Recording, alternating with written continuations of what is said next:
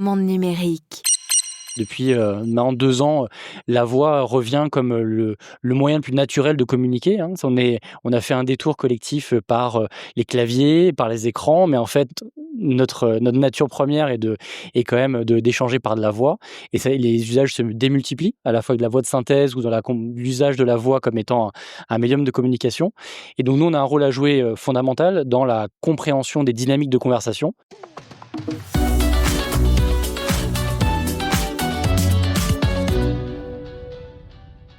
Bonjour Vincent Molina, Bonjour. de la société française Pianote, avec un Y. Avec un Y, Voilà. effectivement. Vous faites ce qu'on appelle de la... rappelez-moi le terme. Alors, en anglais, c'est le diarization. Concrètement, on identifie des locuteurs dans des conversations. Voilà, donc c'est-à-dire que vous êtes capable, à partir d'un enregistrement audio, quand il y a plusieurs personnes qui parlent, de dire qui parle et qui dit quoi. Absolument. Le cœur de la technologie, c'est d'être capable d'identifier des personnes qui parlent dans un audio, dans une conversation. Et on est capable de le faire aujourd'hui dans toutes les langues de la Terre. On a construit une technologie qui est centrée sur le son de la voix. Et donc, on a aujourd'hui des utilisateurs de San Francisco à Bangalore. Et on est très utilisé dans plein d'use cases. Alors on se rencontre ici aujourd'hui à Las Vegas, à l'occasion de l'événement AWS Reinvent, mais vous êtes français et Oui. vous êtes une société française. C'est quoi un petit peu l'histoire de votre entreprise ? Alors, l'histoire de Pianote, elle est double. D'une part, c'est une histoire qui a commencé il y a près de 15 ans, où quand mon cofondateur, chercheur au CNRS, a découvert cette question et a voulu s'y attaquer. Donc, dans le cadre de ses recherches au CNRS, il a déployé une bibliothèque open source qu'il a partagée pendant plus d'une décennie et qui a grandi au fil de l'eau et au fil du temps. Et depuis maintenant 1 an et demi, un peu plus maintenant, on a construit une société sur la suite de cette aventure. Et votre solution en est où ? Elle est déjà bien avancée, elle est utilisée ? Alors, à la fois la partie open source, aujourd'hui, c'est le modèle qui fait référence dans le monde sur ce sujet-là. Pour vous donner quelques chiffres, c'est plus de 150 000 utilisateurs dans le monde, sur les 5 continents, d'une part. C'est aujourd'hui le modèle open source, le 9e modèle open source le plus téléchargé dans l'histoire de GameFace. Donc, on est parmi des grands comme ici, comme Amazon. Pour donner de grandeur, c'est 10 fois ce que fait Mistral en termes de téléchargement open source. D'accord. Et donc ça, c'est la partie open source qui existe depuis donc un moment. Et puis la partie commerciale depuis 1 an et demi. Et maintenant, on a déployé nos modèles et on a nombreux clients en production. Alors où est-ce qu'on vous trouve ? Où est-ce qu'on utilise en fait votre modèle ? Alors en fait, on a le premier cas d'usage qui est très simple, c'est finalement ce qu'on est en train de produire là aujourd'hui, c'est-à-dire une conversation qu'on va vouloir probablement retranscrire après Ouais. pour à la fois identifier ce qui a été dit et puis garder des traces. Et donc ça, on peut l'imaginer dans plein de cas d'usage. Donc une interview, pourquoi pas, chez le médecin, dans un tribunal, finalement partout, il y a évidemment des rendez-vous business et partout où il y a de la conversation, eh bien, on va être utile pour identifier des locuteurs face à des mots qui ont été prononcés. Et comment faites-vous ? Alors, est-ce qu'on peut rentrer un petit peu dans la technique tout en restant accessible ? Comment est-ce que c'est possible comme ça Alors, on est une vraie société d'intelligence artificielle, donc on a créé, et quand je dis on, c'est en particulier mon cofondateur Hervé Bredin, qui a créé des modèles, donc des réseaux de neurones, qui à la fois sont capables de segmenter l'audio et puis d'identifier des groupes de paroles qui font des locuteurs. Donc c'est de la reconnaissance vocale, ça existe depuis longtemps. Ouais. Mais en fait, vous reconnaissez la voix, vous arrivez Ouais. à faire la distinction entre 2 voix. Est-ce qu'il n'y a pas des risques de confusion malgré tout parfois ? Alors, c'est toute la complexité de ce qu'on fait aujourd'hui. C'est-à-dire que, normalement, un réseau de neurones, on lui donne des choses à apprendre et puis il répète ce qu'il a appris à l'entraînement. Notre spécificité, c'est qu'on ne peut pas entraîner nos modèles avec toutes les voix de la Terre. Donc, Mmh. il doit à chaque fois être capable d'identifier des voix, qu'il n'a jamais vues à l'entraînement. D'où la complexité et probablement l'une des raisons pour lesquelles on est à peu près les seuls à le faire, au monde aujourd'hui. Et donc cette complexité, elle est aujourd'hui traitée par ces réseaux de neurones et on fait pas de l'IA générative, mais on peut se tromper aussi. Et donc du coup, aujourd'hui, nos modèles sont les meilleurs, mais loin d'être parfaits. Alors vous, c'est une brique en fait qui peut venir s'insérer dans d'autres modèles. Vous travaillez notamment avec Whisper qui est un outil de retranscription de speech to text, donc de transcription Ouais. de la voix vers l'écrit, qui est très connu, qui est un outil open source. Absolument. Et vous venez vous plugger, enfin vous brancher là-dessus. Ouais. En fait, on est vraiment un outil pour développeurs. Donc, l'ensemble de notre communauté sont des développeurs du monde entier qui utilisent notre brique dans leur pipeline, comme on dit, d'audio, de traitement de l'audio, que ce soit pour des transcriptions, que ce soit même pour du doublage qu'on n'a pas évoqué ou pour l'entraînement de grands modèles.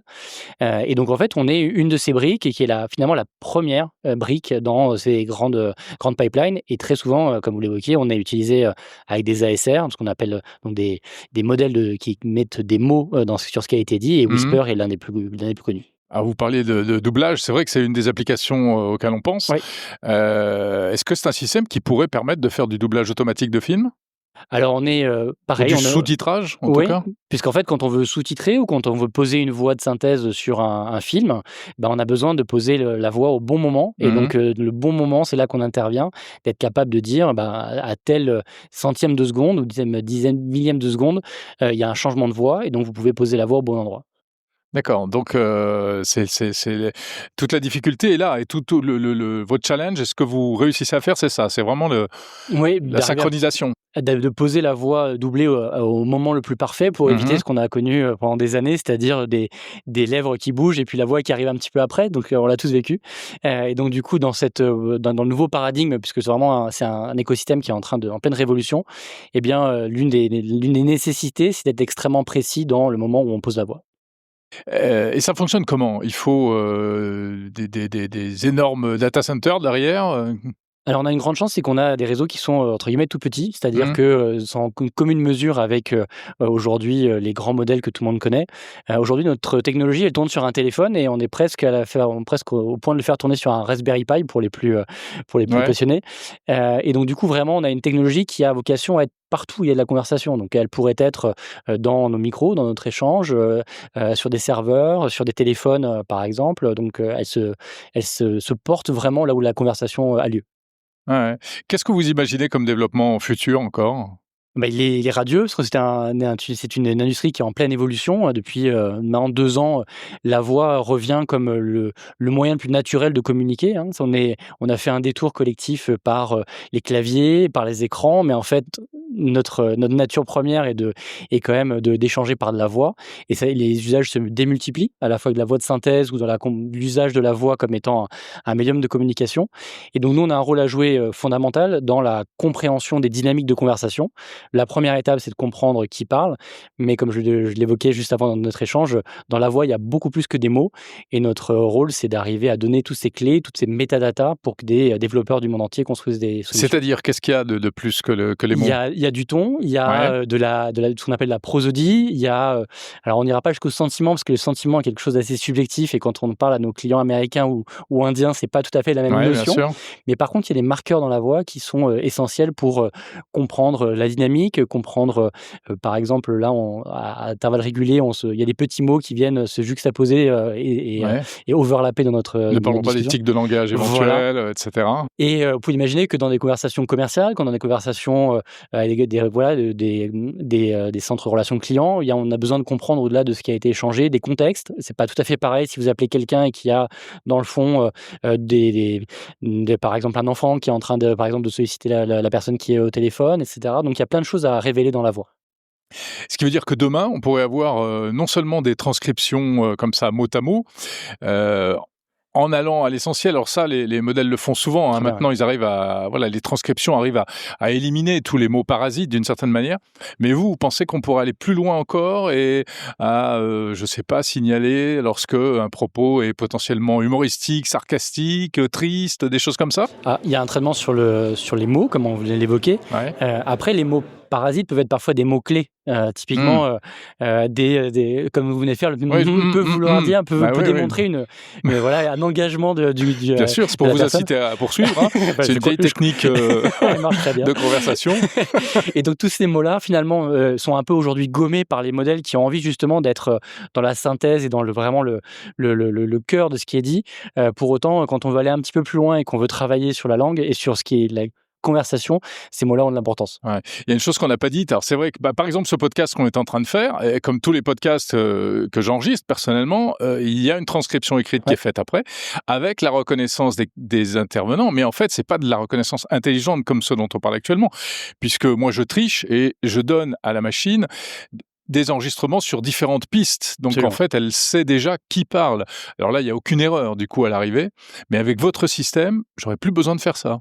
Alors, à la fois, vous aurez plus besoin de faire ça puisqu'en fait, même s'il y en avait qu'une seule piste audio, on serait capable, tout à fait d'identifier les personnes qui Ouais. parlent et puis même dans chacune des pistes qu'on enregistre aujourd'hui, probablement que vous aurez envie de travailler sur ce qu'il y a autour de nos voix pour pouvoir, extraire vraiment l'essentiel de ce qui a été évoqué.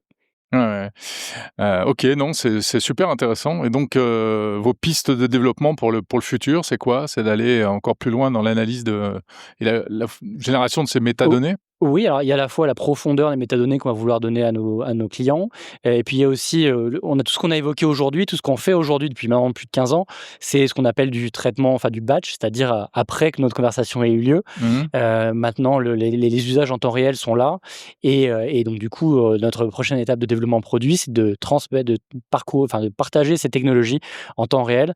On peut imaginer par exemple des cas d'usage, comme, de la transcription d'événements, sportifs ou en temps réel, ce genre de choses, avec des intensités et de la voix qu'on a envie de Ouais. de conserver. Mmh. Bon et donc votre modèle, peut être téléchargé sur Hugging Face, vous l'avez dit, Il est disponible sur Hugging disponible? Face. À la fois, Ouais. on a, sur GitHub la partie, la plus, la coque technologique et puis les modèles préentraînés qui sont disponibles sur Hugging Face. Vous ne devriez pas avoir trop de mal à nous trouver dans la Ouais. partie audio. Et puis donc ça, c'est l'ensemble de nos clients qui commencent par là et qui utilisent la technologie open source et puis qui basculent dans le monde du commercial. Merci beaucoup Vincent Molina donc de Pianote. Merci beaucoup.